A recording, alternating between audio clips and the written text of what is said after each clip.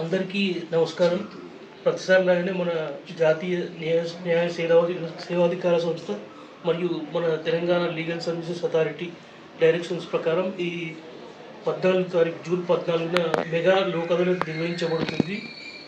ఇక్కడ ముఖ్యంగా మహబూబ్ నగర్ మరియు జడ్చర్లలో కూడా బెంచెస్ ఏర్పాటు చేయడం జరిగింది. లాస్ట్ టైం కూడా మన మహబూబ్ నగర్ యూనిట్లో మొత్తం 17,000 చిల్లర కేసులు రాజీ కుదుర్చడం జరిగింది. అదేవిధంగా ఈసారి కూడా అన్ని ఇన్సూరెన్స్ కంపెనీస్ కానీ, పోలీస్ డిపార్ట్మెంట్, బ్యాంక్ ఆఫీసర్స్ అందరితో కూడా మీటింగ్స్ పెట్టడం జరిగింది.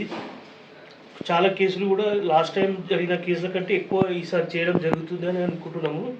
ఇంకొకటి ఏంటంటే, ఈ లోక్ అదాలత్తో కాంప్రమైజ్ అయితే కోర్ట్ ఫీ అనేది కూడా వాపస్ వస్తుంది. చాలామందికి కూడా అవగాహన లేదు దీని పట్ల.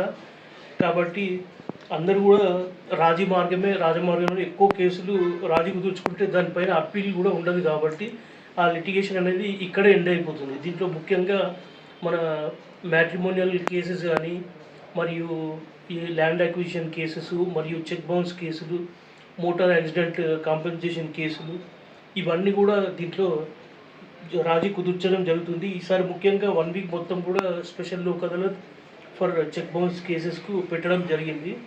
దీనికి అందరూ అడ్వకేట్స్, కక్షిదారులు అందరూ కూడా సహకరించడం జరిగింది. ఇంకా కూడా 14th వరకు మనకు టైం ఉంది కాబట్టి అందరికీ అవగాహన కల్పించి ఎక్కువ కేసులు కాంప్రమైజ్ అయ్యేలాగా చూడాలని చెప్పి కోరుతున్నాను. ముఖ్యంగా me print and electronic media వాళ్ళు ఎక్కువ అవేర్నెస్ కింది రూరల్ ఏరియాస్కు పోవాలంటే మీరే కవర్ చేయాల్సి ఉంటుంది. కాబట్టి మీరు ఎక్కువ ప్రచారం కల్పించాలని చెప్పి ఈ 2 రోజులలో కూడా ఫుల్ కంటిన్యూగా మీరు అందరికీ లీగల్ అవేర్నెస్ అనేది కల్పించి ఎక్కువ కేసులు డిస్పోజ్ అయ్యేలాగా చూడాలని చెప్పి అందరినీ కోరుకుంటున్నాను. సార్, ఎంతమందికి నోటీసులు ఇచ్చారు? ఈ తర్వాత ఎన్ని బెంచెస్ ఏర్పాటు చేయడం జరుగుతుంది? ఇక్కడ మహబూబ్ నగర్లో 6, జడ్చర్లలో 2 బెంచ్లు ఏర్పాటు చేయడం జరుగుతుంది. ఇప్పటివరకు ఒక 3,000 చిల్లర కేసుల్లో నోటీసులు సర్వ్ చేయడం జరిగింది.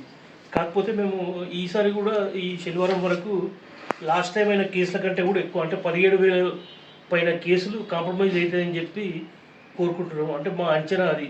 మేము చేస్తున్న మీటింగ్స్ అన్నిటిని బట్టి చెప్పగలుగుతున్నాం. కాబట్టి ముఖ్యంగా మీరు అందరికీ అవేర్నెస్ కలగాలంటే me print and electronic media వారే ఎక్కువ ప్రచారం కల్పించాల్సిన అవసరం అయితే ఉంది. Thank you.